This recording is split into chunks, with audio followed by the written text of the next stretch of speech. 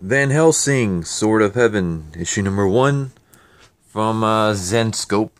And I actually had to special order this because my comic book store unfortunately never carries Zen Scope.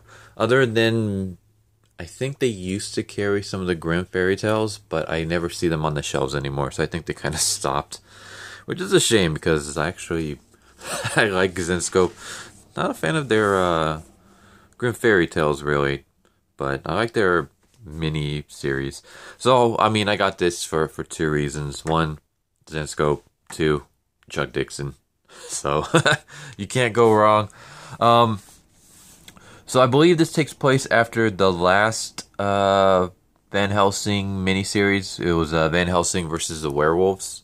I did uh, I think one. I did one for sure. I might have done multiple video reviews on that if you guys are interested.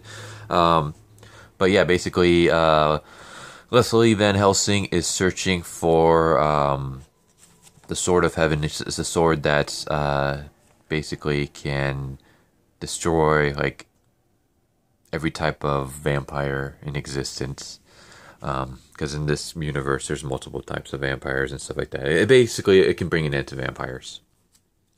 So we have Leslie in Mumbai. You know what? The artwork is actually not that bad. I don't know if it's by the same person who did Werewolf. Because the thing with Werewolf was, here's how I described it when in one of those reviews.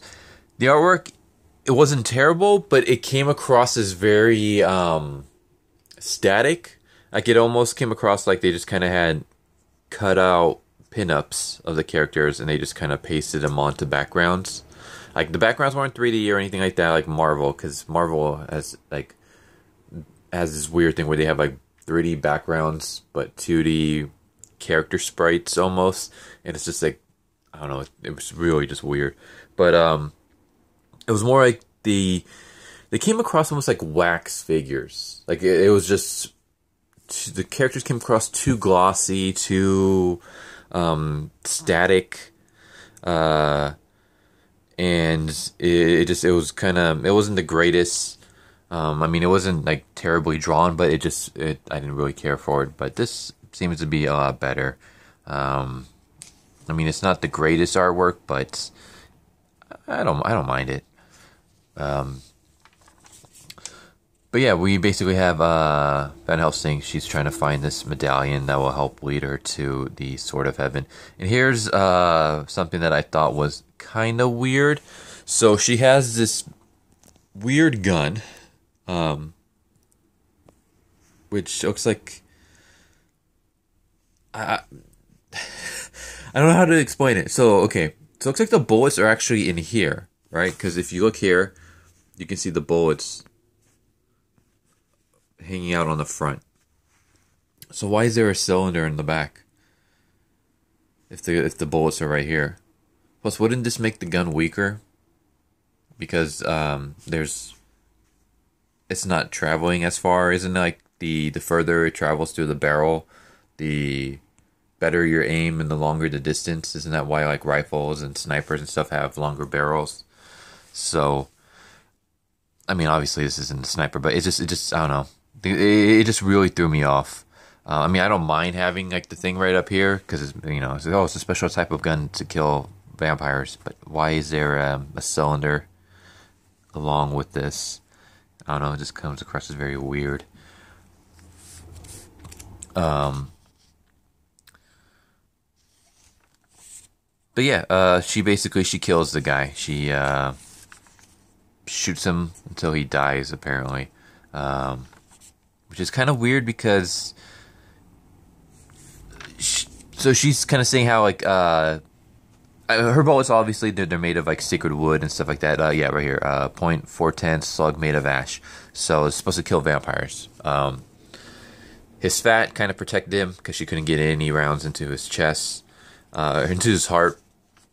But apparently she kills him, but none of the rounds are in his heart. So how did he die? Plus, don't the vampires in this unless he's like a different type of vampire, but they usually dissolve into ash when they die. But anyway, she kills him, and then she sticks a knife in him to cut out the medallion just as the cops arrive, and then she makes her escape. I mean, I'm going to overlook this. This is basically like a popcorn flick kind of comic. I thought this was kind of funny though. She will not get far, painted with blood. This is Officer 30, blah, blah, blah. An English female escaping into Banerjee Street. So, I mean, luckily she's able to escape because it's that, what's it called? Yeah, the Chandon powder ceremony, where everyone throws powder on themselves. So she can kind of, pretend that the blood is actually powder. But how do they know she's English? Because not once, I mean, here's the only thing that she says. She says Judas, but she says that right before the cops come in. So how do they know she's English? Wouldn't they just say a Caucasian female? Because, I mean, all they gather is that she's white. But it was just something that kind of popped out at me. And then, of course, we got a shower shot. And then we just got just a little explanation of the Sword of Heaven, exposition basically about what it is and where it might have gone. And then Van Helsing has this vampire dude arrive, and I thought this was kind of interesting. So basically she throws one of those Rubik's cubes at him, and he's forced to sit there and solve the puzzle before he can like attack her or anything like that. And I thought that was like a nice little throwback to classic vampire lore. For anyone who doesn't know, I mean, there's so many different types of vampires. I think one of the weirdest was, I believe it was Japanese vampires, where like their hair turns red when they like go into vamp mode or whatever. But there's like some lore where you have to throw, like, if a vampire is chasing you, throw like seeds on the ground, and the vampire is forced to bend down and count every little seed before it can chase after you. There's like a bunch of like crazy stuff like that.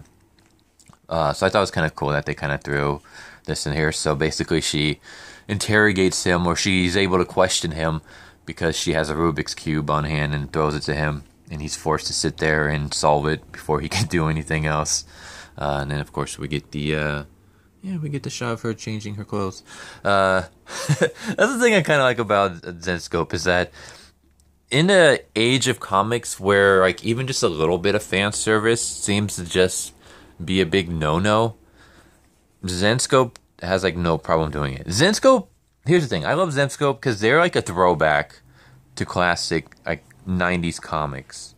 Like I said, they remind me of like 90s Image, 90s Top Cow, Chaos Comics, especially Chaos Comics. Like their characters remind me of the characters from Chaos Comics. Like what's her name? Is it Black Kitty? Who's the cop that deals with voodoo? Black Kitten and Chastity and like those other characters. Was Lady Death one? Might have been Lady Death. But yeah, they remind me a lot of that. I mean, they're like a toned down version, because those comics back then went like even more crazy with the fan service and sexuality and stuff like that. Whereas Zenscope will have it, but it's not as explicit as those. But I don't know. I like just the whole, like, in an age of comics where just you can't really, I don't know, you can't show like anything anymore without people like going after you. Zenscope has no problem doing that. But yeah, she gets attacked by the cops again. They're able to track her down. They throw her in prison. And this is as far as I'm going to show, just for copyright reasons. Plus, I think you guys should get the comic. I like it. And, I mean, it's by Chuck Dixon, who's awesome. And basically what other comic book creators should kind of look towards when it comes to interactions with their fans. So I'm not gonna show the rest, and I'm not gonna spoil anything else. But yeah, I recommend this. It's I say this all the time when it comes to Zenscope, but I kind of just stand by it because I can't come up with any other analogies.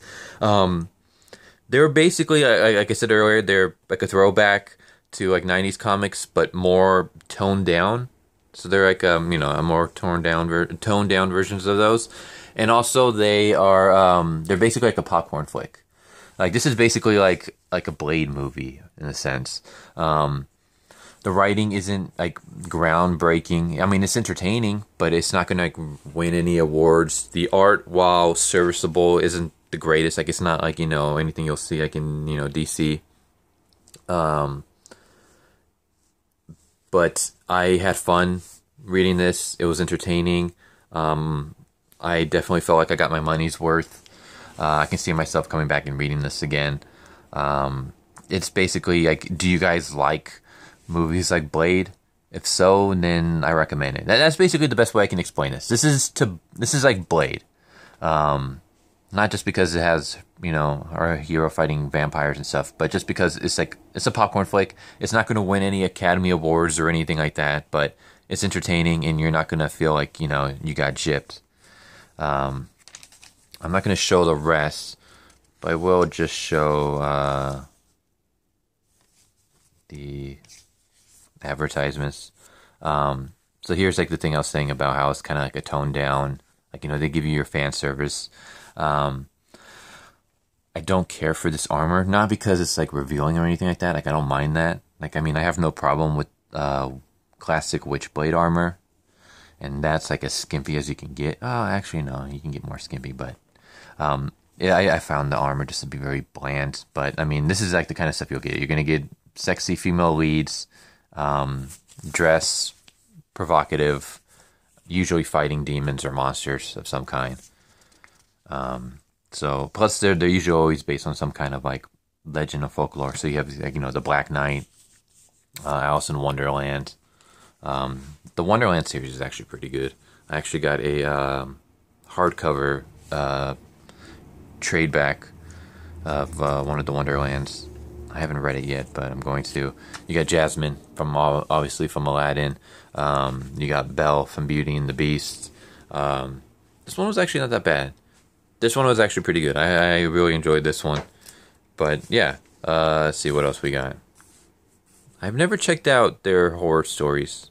I might have to do that one of these days. You got Robin Hood. So, like, I mean, if you like sexy female leads going on entertaining adventures, where like they kind of have fun and you don't take the story too seriously. Like it's anyone likes Danger Girl. Anyone remembers Danger Girl from the 90s? If you like that kind of stuff, if you like Chastity, if you like well, Witchblade was kind of more dramatic, but if you like like those 90s sexy female leads going on, fighting vampires, fighting demons, fighting monsters, with a nice blend of like there's, I don't want to say humor, but I mean like this, she before he can attack her, she throws a Rubik's Cube and he's forced to solve a puzzle, and she like interrogates him. Like if you like stuff like this, I highly recommend checking out other stuff from Zenscope. I mean, obviously, check this out. I like it. I recommend it. Might not be your thing though. Again, I don't know. In an age where finding good comics that actually just aren't trying to tell you a message or like basically trying to ham-fist politics or anything, they're just like, hey, comic books are fun. Here's a what's the word I'm looking for? Is it nonpartisan? Here's non-political. Here's a non-political comic adventure with an interesting lead who happens to be female, but it's not like, girls rule, boys rule kind of thing. Then I recommend not only Van Helsing, but Zenscope in general. But yeah, hope you guys enjoyed this video. And I guess just a quick plugs. I have a Twitch I've been streaming a lot lately, so if you guys are interested in that, you guys can find that in the information down below. If you guys haven't, please subscribe. I'm trying to hit 300. I'm close. I'm trying to hit 300 by the end of the year. I'm at like 292 last I checked, so I'm close. So please subscribe, hit the bell for notification. If you like the video, feel free to leave a like, comment down below. And I'm sorry that I haven't gotten a review out in a while. Friday, it was just basically Thanksgiving hangover. Not alcohol related, but you know, it's just I was just pooped out from Thanksgiving, and I didn't feel like doing anything. And I also didn't get a chance to go to the comic book store until Saturday. So, and then as for Monday, I was going to review this and post it up there, but basically something came up and I had to take the dog to the vet. She's fine. Before anyone gets worried, she's okay. But I had to do that, and I just didn't have any time to squeeze in a review and basically render it and upload it in time. So that's why you guys are getting this on Wednesday. So please forgive me for that. But yeah, Van Helsing, Sword of Heaven, issue number 1 from Zenscope by Chuck Dixon. It gets to recommend. I like it. It's really good. But I hope you guys enjoyed this video, and I hope to see you guys next time. Later.